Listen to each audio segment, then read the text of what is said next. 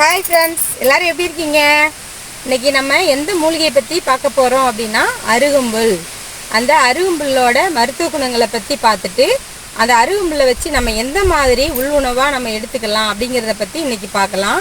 அருகம்புல்லில் கோடான கோடி நன்மைகள் இருக்குங்க. நிறைய நோய்களை குணப்படுத்தக்கூடிய ஒரு அருமருந்தாக இந்த அருகம்புல் திகழுது. வாங்க நம்ம இப்போ அந்த அருகம்புல்லை சூஸாக நம்ம உடம்புக்குள்ளே குடிக்கிறதுக்கு நம்ம எந்த மாதிரி சூப் செய்யலாம் அப்படின்றத இன்றைக்கி பார்ப்போம். வாங்க போயிட்டு நம்ம அருகம்புல்லை பறிச்சுட்டு வருவோம். ஃப்ரெண்ட்ஸ், இப்போ பாருங்கள், நம்ம அருகம்புல் கிட்ட வந்துட்டோம். அருகம்புல்லை பறிச்சுக்கலாம். இந்த மாதிரி நல்ல இடத்துல இருக்கிற அருகம்புல்லாக பார்த்து பறிச்சுக்கோங்க. இதை வீட்லேயுமே நம்ம ஒரு தொட்டியில் போட்டு வளர்க்கலாம். இது சாதாரணமாக வளரக்கூடிய தன்மை உள்ளது. இந்த அருகம்புல்லை நம்ம வினையாருக்கு சாத்தும்போது நம்மளுடைய வினைகள்லாம் தீரும் அப்படின்னு சொல்லியிருக்காங்க. ஒரு ஏழ்மையாக இருக்கிறவங்க கூட இறைவனை வழங்குறதுக்காக இந்த அருகம்புல்லை இதில் இருக்கிற நன்மைகளை பற்றி எல்லாரும் தெரிஞ்சுக்கணுன்றதுக்காக இந்த அருகம்புல்லை சொல்லியிருக்காங்க. இது பார்த்தீங்கன்னா இந்த அருகம்புல் வேர்லேருந்து எல்லாமே மூலிகை தாங்க. மருத்துவ குணம் இதில் எல்லாத்துலேயுமே அதிகமாக இருக்கும். இதை எல்லாருமே பயன்படுத்தி சாறு பிழிஞ்சு காலையில் வெறும் வயிற்றில் நீங்கள் சாப்பிடுங்க. இப்போ வாங்க, அருகம்புல் பறிச்சிட்டோம், வாங்க போய்க்கலாம்.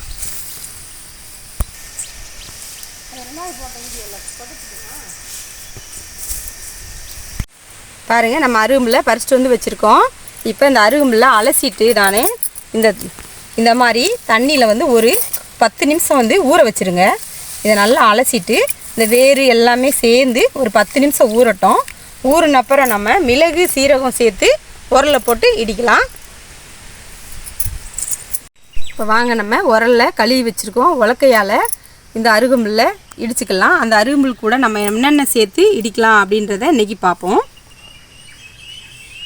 பாருங்கள், ஜீரகம் 1 ஸ்பூனு, மிளகு 1 ஸ்பூன் நம்ம உள்ளே சேர்த்துக்கலாம். அப்புறம் பார்த்திங்கன்னா பெருசாக உடைச்ச தேங்காயிலேருந்து எடுத்த சில்லு, இந்த அளவு தேங்காய் சில் போட்டுக்கோங்க. அப்படி தேங்காய் சில் போடலை அப்படின்னா நீங்கள் நெய் கூட குடிக்கும்போது 1 ஸ்பூன் நெய் கலந்து உள்ளே குடிச்சிக்கோங்க. இந்த தேங்காய் சில்லை உள்ளே சேர்த்துக்குவோம். அப்புறம் பார்த்திங்கன்னா வில்வ இலை, இங்கே பாருங்கள், இந்தளவு வில்வ இலை கூட சேர்த்துக்குங்க. வில்வ இலை சேர்த்துட்டு இப்போ பார்த்திங்கன்னா நம்ம இந்த ஊற வச்சுருந்த அருகம்புல்லையும் இதே மாதிரி அலசிட்டு தண்ணியோடையே நம்ம சேர்த்துக்கலாம். இப்படி இந்த மாதிரி உரலில் அமுக்கி வச்சுட்டு இடித்தோம்னா இது நல்லா இடிக்கலாம். உரல் இல்லை அப்படின்னா நீங்கள் மிக்சியில் கொஞ்சம் கொஞ்சமாக சிசரால் கட் பண்ணிவிட்டு உள்ளே சேர்த்து மிக்சியில் அரைச்சிக்கோங்க.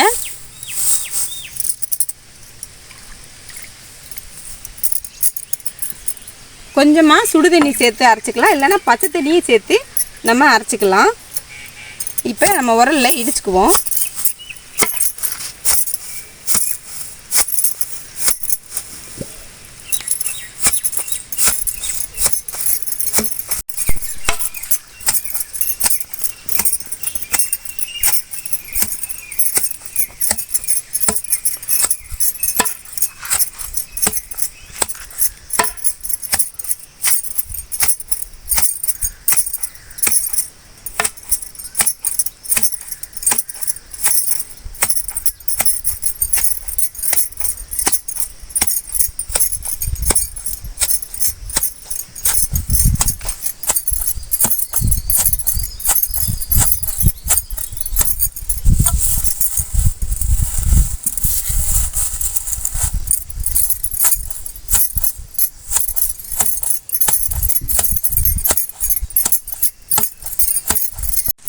நம்ம இப்போ ஒரு வெள்ளை துணியில் இதை வடிகட்டிக்கலாம்.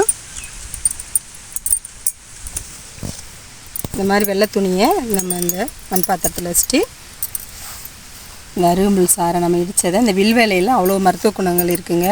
இந்த அருகம்புல் சாறுலேயும் அவ்வளோ மருத்துவ குணங்கள் இருக்குது. இரத்த குழாய்களில் இருக்கிற அடைப்புகளை போக்கக்கூடியது. இரத்த குழாயில் சுருக்கம் ஏற்பட்டால் தான் லோ பிபி, ஹை பிபி வரும்.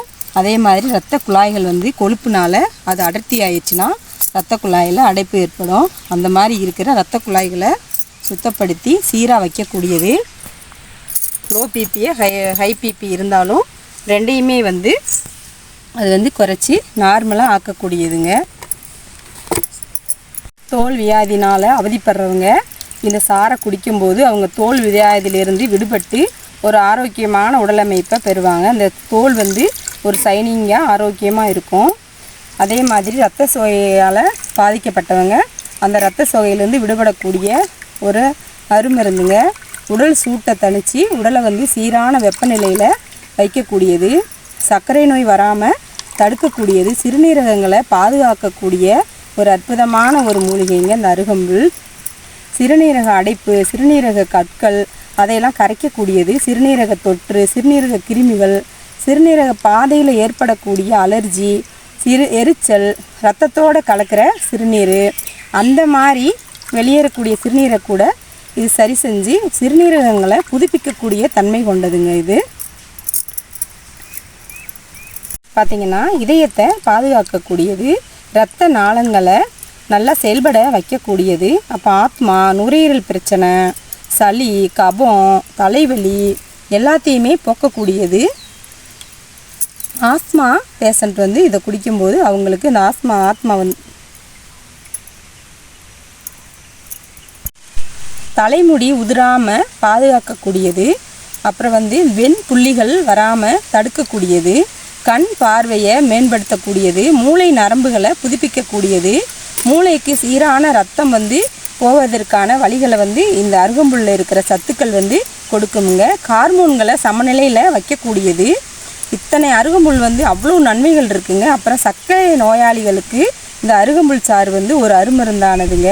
சர்க்கரையினுடைய அளவை கட்டுக்குள்ளே வைக்கக்கூடியது, கொலஸ்ட்ராலை குறைக்கக்கூடியது, உடல் எடை வந்து அதிகமாக இருக்கிறவங்களை குறைச்சி ஒல்லியாக இருக்கிறவங்கள நார்மலான உடல் எடையை வைக்கக்கூடியதுங்க. இது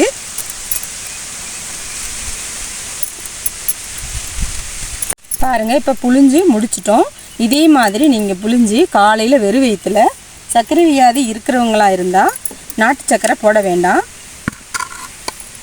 சர்க்கரை வியாதி இல்லாதவங்களாக இருந்தாங்கன்னா நாட்டு சர்க்கரை கொஞ்சமாக சேர்த்து குடிச்சிக்கிடலாம், இல்லைனா தேன் கலந்து கூட குடிக்கலாம், ரொம்ப நல்லது.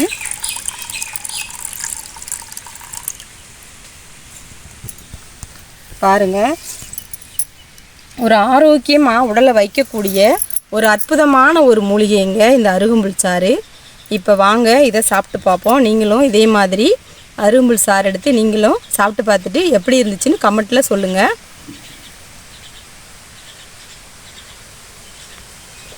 எப்பயுமே இந்த அருகம்புல் சாறு வந்து குடிக்கும்போது அப்படியே கடகடன்னு குடிச்சிடக்கூடாது. கொஞ்சம் கொஞ்சமாக வந்து நம்ம உமிழ்நீரோடு சேர்த்து கொஞ்சம் கொஞ்சமாக அதை வந்து இந்த ரசித்து சாப்பிட்ணும் அப்படி சொல்லுவாங்களா, அதே மாதிரி கொஞ்சம் கொஞ்சமாக நம்ம வந்து விழுங்கணும். அப்படின்னா தான் அது வந்து நல்ல ஒரு செரிமானத்தை கொடுக்கும்.